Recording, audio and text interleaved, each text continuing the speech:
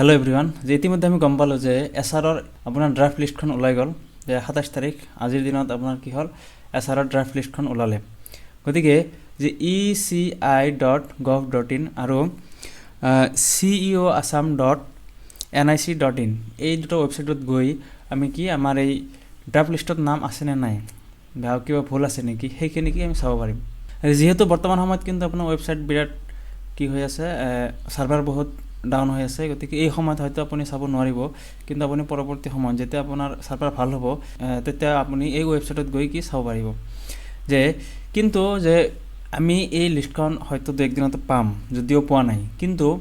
ঘটনা হল এই যে এতিয়া আমি কি কৰিব লাগিব যে এই লিষ্টখন অহাৰ পিছত যদি আমাৰ নাম ঠিকই আছে যে কোনো ভুল নাই আমাৰ এই যিখিনি ডিটেইলছ থাকিব লাগে সেইখিনি যদি ঠিকে থাকে আছে তেন্তে কি আমি একো কৰিব নালাগে কিন্তু যেহেতু বিএলও ঘৰে ঘৰে গৈ আমাৰ কি সিগনেচাৰ আনি অলৰেডি ভেৰিফাই কৰিলে গতিকে আমাৰ কৰিবলগীয়া একো নাই কিন্তু যদি ভুল হৈছে বা নতুন ভোটাৰ সোমাব লাগে এটা কনফিউজন আছিল ইমান দিনে যে আমি ফৰ্ম 6 কেতিয়া ফিল আপ কৰিম আজি সেই বস্তুটো একদম ক্লিয়াৰ হৈছে যে এটা অনলাইনত লাইভ হৈ গৈছে আপুনি আজিৰ পৰা অহা 22 তাৰিখৰ ভিতৰত যে জানুৱাৰীৰ 22 তাৰিখ 2026 চনৰ জানুৱাৰীৰ 22 তাৰিখৰ ভিতৰত আপুনি এইখিনি কাম কৰিব লাগিব যে আপোনাৰ কাৰেকচনৰ যিখিনি কাম আছে বা নতুন ভোটাৰ বা আপোনাৰ ডিলেশনৰ যদি কাম আছে এই 22 তাৰিখৰ ভিতৰত যে আজি 27 তাৰিখ ডিসেম্বৰ মাহৰ 27 তাৰিখ এই ডিসেম্বৰ মাহৰ 27 তাৰিখৰ পৰা 2026 চনৰ জানুৱাৰী মাহৰ 22 তাৰিখৰ ভিতৰত আপুনি এইখিনি কাম কৰিব লাগিব তাৰ উপৰিও ইলেকশ্যন কমিছনে জনাইছে অলৰেডি যে আপোনাৰ 3 আৰু 4 যে 3 আৰু 4 আপোনাৰ শনিবাৰ আৰু ৰবিবাৰ জানুৱাৰী মাহৰ আৰু 10 আৰু 11 তাৰিখ যে এইটো আকৌ শনিবাৰ আৰু ৰবিবাৰ এই 4 দিন কি হ'ব আপোনাৰ স্পেশাল ক্যাম্পেইন পাতিব আপোনাৰ বুথত যে আপোনাৰ বিএলও তাতে উপস্থিত থাকিব সেই বিএলওৰ উপস্থিতিতে আপোনাৰ যদি কিবা কাৰেকচন আছে বা আপোনাৰ যদি বিভিন্ন নতুন ভোটাৰ সোমাব লাগে সেইখিনি কাম আপুনি সেই ক্যাম্পেইনত কৰিব পাৰিব কিন্তু মোৰ মতে আটাইতকৈ সেফ সিস্টেম হৈছে কি আপুনি অনলাইনত কৰক যে অনলাইনত যেহেতু আপোনাৰ পোৰ্টেল এতিয়া লাইভ হৈছে গতিকে অনলাইনত আপুনি ফৰ্ম 6 ফৰ্ম 7 বা ফৰ্ম 8 আপুনি কি অহা 22 তাৰিখৰ আগত আপুনি কৰিব লাগিব যদি আপোনাৰ কি 18 বছৰ অলৰেডি হৈছে কিন্তু ভোটত নাম উঠা নাই এইখিনি আপুনি কৰি লওক যে কি কি ডকুমেন্ট লাগে অলৰেডি মই ভিডিও বনাইছো যে ফৰ্ম 6 ৰ ক্ষেত্ৰত ফৰ্ম 7 ৰ ক্ষেত্ৰত ফৰ্ম 8 ৰ ক্ষেত্ৰত এইখিনি আপোনালোকে চাই ল'ব পাৰে আৰু সেইবিলাকৰ কি কি ডকুমেন্ট লাগে সেইখিনি আপুনি ভালদৰে জানি লৈ কি এই 22 তাৰিখৰ ভিতৰত ফৰ্ম 6 ফৰ্ম 7 বা ফৰ্ম 8 এইখিনি আপুনি এপ্লাই কৰক অলৰেডি আপোনাৰ ডাটাখিনি কি হৈছে বিএলও আপোনাৰ অলৰেডি উঠাই লৈ গৈছে যে যদি কোনোবা শিফট হৈছে তাতে কি শিফটেড বুলি তেওঁলোকে লিখি লৈছে বা কোনো ডেট হৈছে গতিকে ডেট বুলি কি তেওঁলোকে উঠাই লৈছে বা ডাবল এন্ট্ৰি হলো সেইখিনি তেওঁলোকে এন্ট্ৰি কৰিছে গতিকে এতিয়া আমাৰ কৰণীয় কাম হৈছে যদি আমি ফৰ্ম সাবমিট কৰা নাই বিএলওক বা যদি আমি অনলাইন কৰিব বিচাৰো তেন্তে কি আমি অহা 22 তাৰিখৰ ভিতৰত এইখিনি কাম আমি কৰিব লাগিব যে মই অলৰেডি কলো যে 4 দিন যে 3 তাৰিখ 4 তাৰিখ আৰু আপোনাৰ 10 তাৰিখ আৰু 11 তাৰিখ এই 4 দিন কি হ'ব আপোনাৰ স্পেশাল ক্যাম্পেইন পাতিব বুথ লেভেলত গতিকে তাতো আপুনি কি এইবিলাক আপোনাৰ যদি কিবা কাম থাকে সেইখিনি আপুনি কৰিব পাৰিব যদি কি হয় আপোনাৰ নামৰ যদি কিবা কাৰেকচন আছে যে আপোনাৰ ড্ৰাফটত নাম ভুল হৈছে সেই নাম আপুনি কাৰেকচন কৰিব লাগে তেতিয়া আপুনি ফৰ্ম 8 সাবমিট কৰিব লাগিব ফৰ্ম 8 আপুনি অনলাইনও কৰিব পাৰিব অফলাইনও কৰিব পাৰিব কিন্তু মোৰ মতে কি অনলাইন কৰা ভাল কাৰণ অনলাইনত আপুনি ডাটাখিনি নিজ চকুৰে আপুনি সাবমিট কৰিব ইলেকশ্যন কমিছনে কি হ'ব সেইখিনি জেনাৰেট হৈ আপোনাৰ নতুন আপোনাৰ যিখিনি তথ্য আহিব লাগে সেইখিনি আহিব কিন্তু আপুনি যদি অফলাইনত ফৰ্ম সাবমিট কৰে কি সেইখিনি আকৌ বেলেগ মানুহ এন্ট্ৰি কৰিব সেই এন্ট্ৰি কৰাৰ সময় যদি কিবা ভুল হৈ যায় তেতিয়া সেই ভুল থাকিয়ে যাব গতিকে মই ব্যক্তিগতভাৱে অনলাইন প্ৰিফাৰ কৰিম এটা আপোনাৰ ইচ্ছা আপুনি অনলাইন কৰে না অফলাইন কৰে গতিকে এই ওয়েবসাইটত ইয়াতে এনেকৈ আপুনি কি যেতিয়া ডাউনলোড কৰিব তেতিয়া কি হ'ব এনেকৈ আপুনি লিষ্টবিলাক দেখিবলৈ পাব ইয়াত আপোনাৰ কিমান তাৰিখে আপোনাৰ লিষ্ট পাবলিশ হৈছে যে 27 তাৰিখ তাৰ পিছত আপোনাৰ বেস ডেট কিমান যে 1/1/2026 এই ডিটেইলছ গোটেইখিনি আহিব কিমান ভোটাৰ আছে গতিকে এই গোটেইখিনি তথ্য কি আপুনি লিষ্টত এনেকৈ দেখিবলৈ পাব তাৰ উপৰিও এতিয়া আপোনালোকে কেনেকৈ আপোনাৰ এই বস্তুখিনি চাব যদি আপুনি লিষ্ট ডাউনলোড কৰিব নোৱাৰে এটা শৰ্টকাট সিস্টেম আছে কি আপুনি যে eci.gov.in এই ওয়েবসাইটত গৈ ইয়াত আপোনাৰ ইপিক নাম্বাৰ আৰু আপোনাৰ ষ্টেট আৰু ক্যাপচা কি এন্টাৰ কৰি ইয়াতে সাৰ্চ কৰিলে আপোনাৰ ডিটেইলছখিনি দেখাই দিব যে আপোনাৰ কিমান নম্বৰ আপোনাৰ বয়স কিমান হৈছে আপোনাৰ কোড আপোনাৰ ভোটাৰ এন্ট্ৰি আছে আপোনাৰ সিৰিয়াল নম্বৰ এই গোটেই ডিটেইলছখিনি আপুনি পাই যাব ইয়াতে যদি আপুনি ইপিক নাম্বাৰ আৰু কি ষ্টেট আৰু ক্যাপচা এইখিনি ভৰাই ইয়াতে সাৰ্চ দিয়াৰ লগে লগে আপুনি কি হ'ব এইখিনি আহি যাব যদি আপোনাৰ ইপিক নাম্বাৰ নাই আপুনি মোবাইল নাম্বাৰ দিও কি এইখিনি আপুনি চাব পাৰিব যদি মোবাইল নাম্বাৰ অলৰেডি ৰেজিষ্টাৰ্ড আছে আপোনাৰ পোৰ্টেলত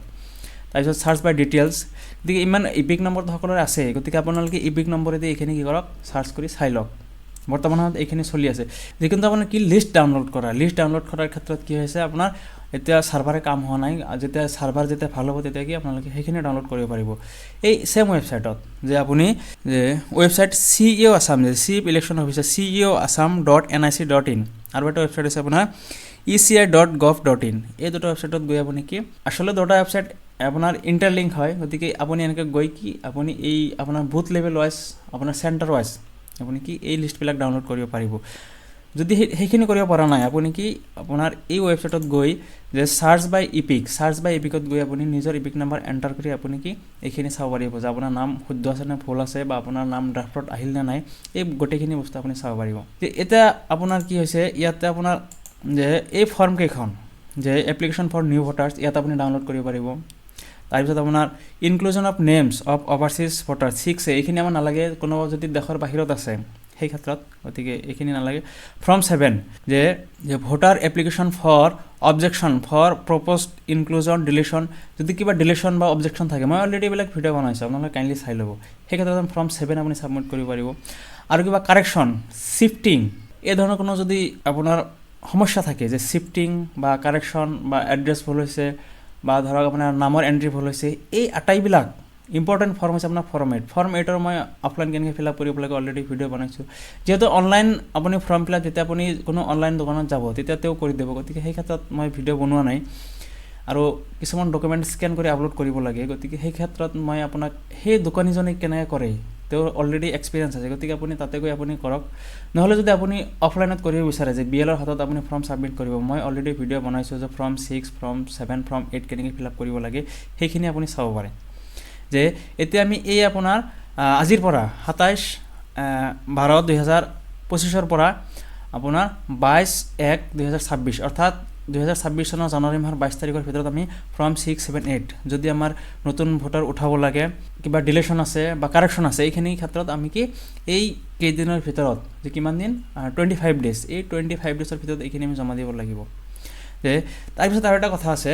যদি আপোনাৰ 17 বছৰ হৈছে, যে 17 বছৰ অলৰেডি হৈছে, সেই ক্ষেত্ৰত আপুনি ফৰ্ম 6 ফিল আপ কৰিব পাৰে। যদি অনলাইনত ফৰ্ম 6 এতিয়ালৈকে চিয়'ৰ হোৱা নাই যে অনলাইনত হ'ব না নাই, যদি অনলাইনত নহয় আপুনি অফলাইনত BLক জমা দিয়ক।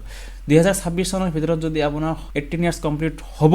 17 বছৰ হৈছে এতিয়া, কিন্তু 2026 চনৰ ভিতৰত কি আপোনাৰ 18 বছৰ কমপ্লিট হ'ব, সেই ক্ষেত্ৰতো আপুনি কি যদি অনলাইন ফৰ্ম ফিল আপ হোৱা নাই আপুনি অফলাইন ফৰ্ম ফিল আপ কৰি হ'লেও আপুনি কি BLক জমা দি দিয়ক। অলৰেডি ইলেকশ্যন কমিশ্যনে এইখিনি কথা জনাইছে, যিসকলৰ 17 বছৰ হৈছে, অহা বছৰ 18 বছৰ হ'ব, সেইসকলেও কি আপোনাৰ এই ফৰ্ম 6ৰ এপ্লাই কৰিব পাৰিব। কিন্তু সেই ফৰ্মত অলৰেডি তেওঁৰ BLOবিলাকে আপোনাৰ ষ্টেটমেণ্ট 3ত সেই ডাটাখিনি লৈ লৈছে, গতিকে এই আটাইখিনি বস্তু আপোনালোকে কি এই 22 দিনৰ ভিতৰত কমপ্লিট কৰক। তাৰপিছত আপোনাৰ অহা 2 ফেব্ৰুৱাৰীৰ ভিতৰত কি হ'ব, এই আপোনাৰ যিবিলাক কাৰেকশ্যন বা নিউ এণ্ট্ৰি এইবিলাক আটাইবিলাক বস্তু 2 ফেব্ৰুৱাৰীৰ ভিতৰত কমপ্লিট কৰিব, গতিকে আপুনি 22 তাৰিখৰ ভিতৰত এইখিনি কাম কৰিব লাগিব। তাৰপিছত আপোনাৰ 10 ফেব্ৰুৱাৰীত অৰ্থাৎ 10 ফেব্ৰুৱাৰীত কি হ'ব আপোনাৰ ফাইনেল SRৰ যে স্পেচিয়েল ডিভিজনৰ ফাইনেল লিষ্টখন আপোনাৰ 10 ফেব্ৰুৱাৰীত ওলাব। গতিকে এই আপোনাৰ BLৰ যিখিনি কাম আছিলে তেওঁলোকে কৰিলে, যে হাউচ টু হাউচ ভিজিট আছিলে, ভেৰিফাই আছিলে, বা কোনোবা মানুহ মৃত্যু হৈছে বা চিফটেড হৈছে, এই কামখিনি BLসকলে কৰিলে। এতিয়া ভোটাৰসকলে যে তেওঁলোকৰ ফৰ্ম 6 ফিল আপ কৰিব না 7 বা 8, সেইখিনি যে মই অলৰেডি ভিডিঅ' বনাইছোঁ যে ফৰ্ম 6 কিয় ফিল আপ কৰিব লাগে, 7 কিয়, 8 কিয়, এইখিনি আপোনালোকে চাব পাৰে। যে form 6 for new entry, form 7 deletion বা আপোনাৰ ডাবল এণ্ট্ৰি থাকিলে আপোনাৰ সেই ক্ষেত্ৰত যদি ডিলেট বা কোনো কাৰোবাৰ এগেইনষ্টত আপোনাৰ অবজেকশ্যন থাকিলে সেই ক্ষেত্ৰত আপুনি কৰিব পাৰে। আৰু form 8 any type of correction, যে কাৰেকশ্যনৰ ক্ষেত্ৰত আপোনাৰ কি ফৰ্ম 8 আৰু চিফটেড, যে যদি আপোনাৰ এড্ৰেছ চেঞ্জ হৈছে সেইখিনি চিফটেডৰ ক্ষেত্ৰত কিন্তু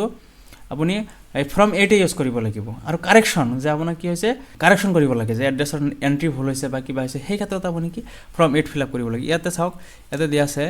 যে voter application form shifting of residence, correction of entries in existing electoral roll, replacement of EPIC, making PWD। মই ফৰ্ম 8ৰ ডিটেইল ভিডিঅ' বনাইছোঁ, আপোনালোকে কাইণ্ডলি সেই ভিডিঅ' চাই ল'ব। আপোনালোকে অনলাইনে কৰে অফলাইনে কৰে সেইটো আপোনালোকৰ ইচ্ছা, তে মোৰ মতে কিন্তু আপুনি অনলাইন কৰিলে বেছি ভাল হ'ব বস্তুখিনি। যে অফলাইন কেনেকৈ ফিল আপ কৰিব লাগে মই ভিডিঅ' অলৰেডি বনাইছোঁ, আপোনালোকে চাই ল'ব, তেতিয়াহে বস্তুখিনি বুজাত সহজ হ'ব। গতিকে এইখিনিয়ে কথা, যে অহা 22 তাৰিখৰ ভিতৰত যাৰ যাৰ কাৰেকশ্যন আছে, যাৰ যাৰ নিউ এণ্ট্ৰি আছে, এইখিনি আপোনালোকে কৰি লওক, বা যাৰ যাৰ ঘৰত কোনোবা ভোটাৰ মৃত্যু হৈছে সেইখিনি ডিলিট কৰাৰ কাৰণে আপুনি ফৰ্ম 7 ছাবমিট কৰক, যাতে শুদ্ধ ভোটাৰ তালিকা প্ৰস্তুত হয়। তাৰ বাবে কি আপোনালোকে সহযোগিতা কৰক। যে যাৰ অলৰেডি ঘৰত কোনোবা ব্যক্তিৰ মৃত্যু হৈছে